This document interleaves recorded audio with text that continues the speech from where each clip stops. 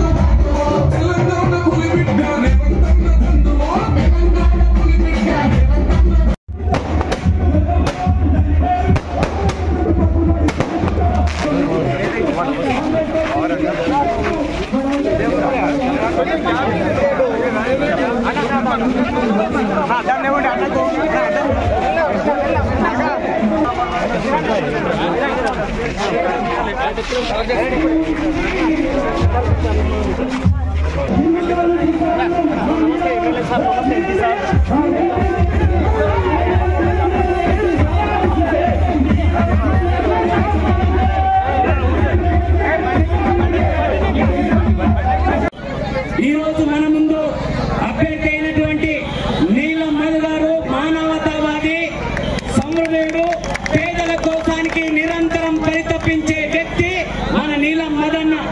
వెనుకబడిన వర్గాలకు చెందిన వ్యక్తి, ముదరాజ్ కులానికి చెందిన వ్యక్తి నీలం మదన్న.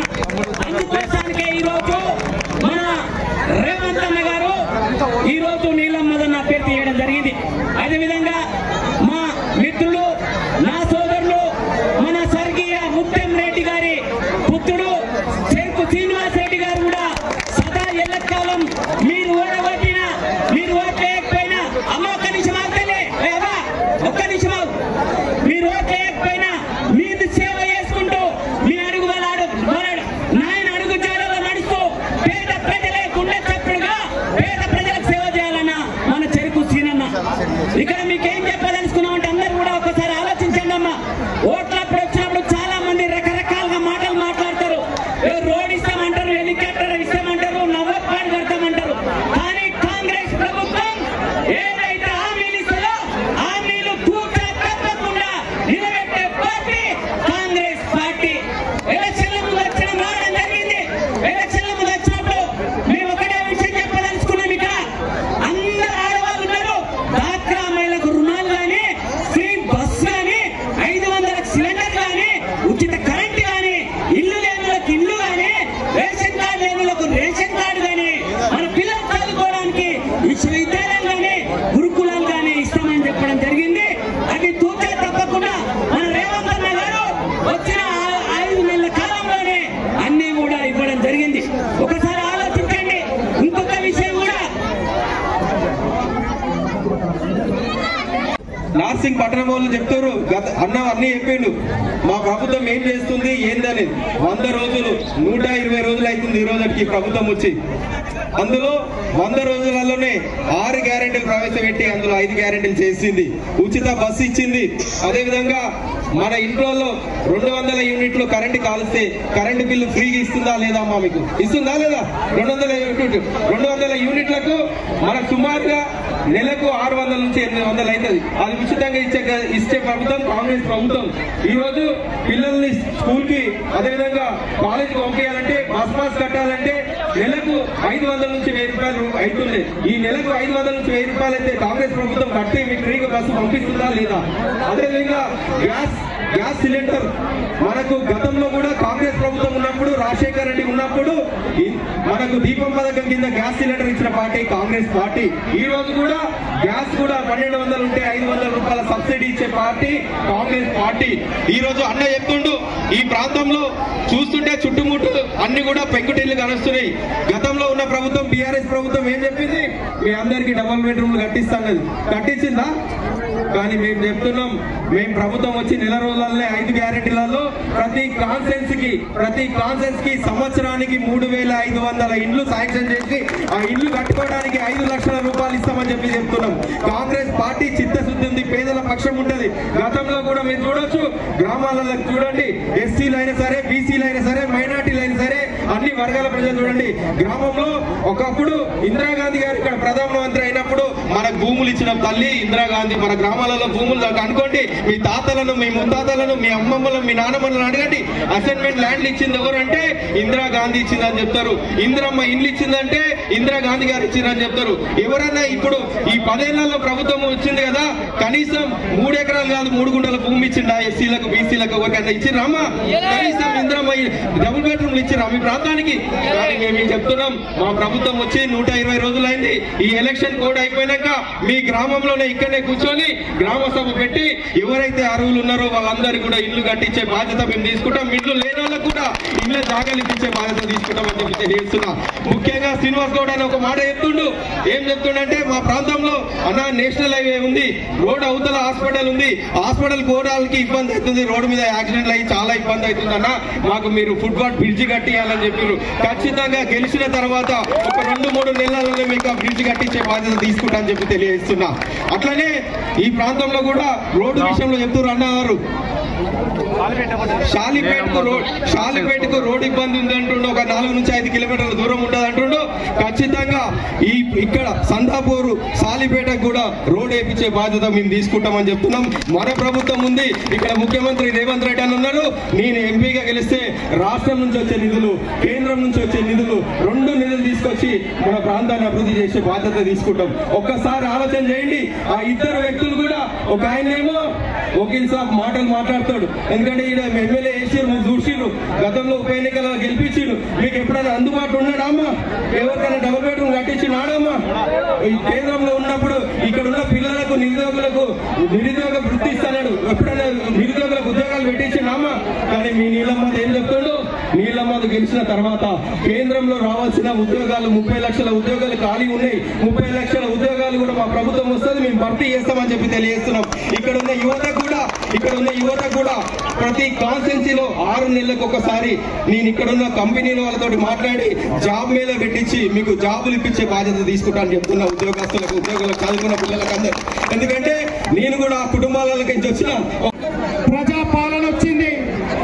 ప్రజాపాలన రాగానే గత 9 సంవత్సరాలలో టిఆర్ఎస్ ప్రభుత్వం మహిళలను ఏ విధంగా చూసిందో మీ అందరికి తెలుసు. పొద్దున 6 గంటలకు మొదలు పెడితే రాత్రి 3 గంటలకు కూడా గ్రామాలలో మందు దొరికే వ్యవస్థ టిఆర్ఎస్ పార్టీ తీసుకొస్తే ఆ కుటుంబాలు ఆగమైనాయని చెప్పి కాంగ్రెస్ పార్టీ మహిళలను పైకి తీసుకురావాలనే ఉద్దేశంతో 6 గ్యారెంటీలు ఏవైతే ఇచ్చిందో అలా 5 గ్యారెంటీలు అమలు చేసే ప్రయత్నం చేసినాం. మొదటగా ఉచిత బస్ సౌకర్యం ఇచ్చినాం.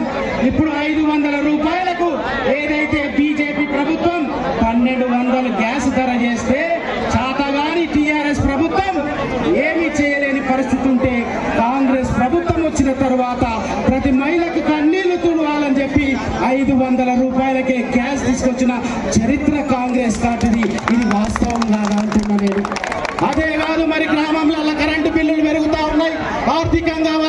కష్టాలు చిత్రమైతే ఉన్నాయి కాబట్టి 200 యూనిట్ల వరకు కరెంటు బిల్లు ఉచితంగా 0 బిల్లు చేసిన మాట ఇచ్చి మాట నిలబెట్టుకున్న పార్టీ కాంగ్రెస్ పార్టీ. అది వాస్తవం కాదన్నట్టు. నేను పాదయాత్ర చేసిన నార్సింగ్ ప్రతి గ్రామంలో ప్రతి ఇల్లు తిరిగిన ఇక్కడ 450 ఇల్లులు ఇక్కడ అవసరం ఉన్నది. గత 9 సంవత్సరాలలో మీకు ఒక్క ఇల్లన్న టీఆర్ఎస్ పార్టీ కట్టించిందని అడుగుతున్నా. ఎన్నిసార్లు వేసినామా ఓటు మీరు టీఆర్ఎస్ కి? 6 సార్లు మీరు ఓటేస్తే ఒక్క ఇల్లు అంటే ఒక్క ఇల్లు కట్టేయలే మీకు టీఆర్ఎస్ పార్టీ. ఇక బీజేపీ అయినా కూడా కట్టిస్తానని ఇల్లు కట్టించిండా? ఏమి కట్టియలే. లాస్ట్కి వచ్చి నాకు శాత కాదు అని చెప్పి ఒక చీరే ఒక చెత్తిరిచ్చిండు. ఇల్లురా అంటే చీరా చెత్తిరిచ్చిన అసమర్థుడు మళ్ళా ఎన్నికలలో వచ్చి నేను ఇచ్చేస్తా అని మాయ మాటలు చెప్తాం. నేను నార్సింగ్ గ్రామ ప్రజలకు మాటిస్తున్నా, ఈ సంవత్సరం 150 ఇందిరమ్మ ఇల్లులు నార్సింగ్ గ్రామానికి నీలమ్మదన్నను గెలిపియండి. ఇంకొక 150 కలిపి 300 ఇల్లులు నార్సింగ్ లో నిర్మించి తీరుతాం. అది ఈ సంవత్సరంలోనే అని మీ అందరికి మహిళలకు అందరికి మాటిస్తున్నా. ఎందుకంటే నా కళ్ళతో చూసిన ఈ గ్రామంలో ఎవరికి గుడిసెలు ఉన్నాయి, ఎవరి ఇళ్ల పైన కాగితాలు ఉన్నాయి, ఎవరికి కిరాయికున్నారో మీ అందరి బాధలు తెలుసు కాబట్టి మీకు మాటిస్తున్నా. నేను ఓడిపోయిన తర్వాత కూడా నార్సింగ్ గ్రామానికి 1,20,00,000 రూపాయలు శాంక్షన్ చేయించిన. మరి వాళ్ళు ఏం చేసినా ఒకసారి ఆలోచన చేయండి. గతంలో ముత్తంరెడ్డి గారు అభివృద్ధి చేసిన పనులన్నీ కూడా మళ్ళా కంప్లీట్ చేస్తున్నాం. ఆ గోదాము కూడా 15 లక్షల రూపాయలు గోదాముకు పెట్టినాం. ఇంటర్మీడియట్ కాలేజ్ చేస్తే దాన్ని బిల్డింగ్ కట్టిన పాపాన పోలే. టీటీడీ కళ్యాణానికి నిధులు తెస్తే దాన్ని కట్టిన పాపాన పోలే. ఏ ఒక్క అభివృద్ధి కార్యక్రమం నార్సింగ్ గ్రామానికి లేలే. కాబట్టి ఒకసారి ఆలోచన చేయండి. టీఆర్ఎస్ అభ్యర్థికి ఓటేస్తే మోడీ వేసినట్టే రాష్ట్రంలో లేదు, కేంద్రంలో లేదు.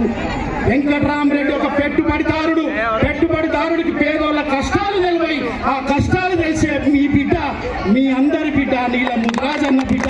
కాబట్టి ఆలోచన చేయండి. వెంకటరామరెడ్డికి మీ కష్టాలు తెలివై, వకీల్ హరీష్ రఘునందన్ రావు కష్టాలు తెలివై మీ బిడ్డకు తెలుసు. ఎందుకంటే ఈయన కూడా నిరుపేద కాబట్టి. రైతు కష్టాలు తెలుసు, గొర్రెకాడికి పోయే యాదవుల కష్టాలు తెలుసు, ఆడబిడ్డలు కైకి కలుపుకు పోతే వాళ్ళ కష్టాలు తెలుసు. అన్ని కష్టాలు తెలిసిన బిడ్డ ఒక ఎంపీ అయితే మీ కష్టాల్లో పాలు పంచుకుంటాడు. ఇది ఒక మంచి అవకాశం వచ్చింది. ఈ అవకాశాన్ని సద్వినియోగించవలసిన అవసరం ఉంది. ఈ నియోజకవర్గంలో బడుగు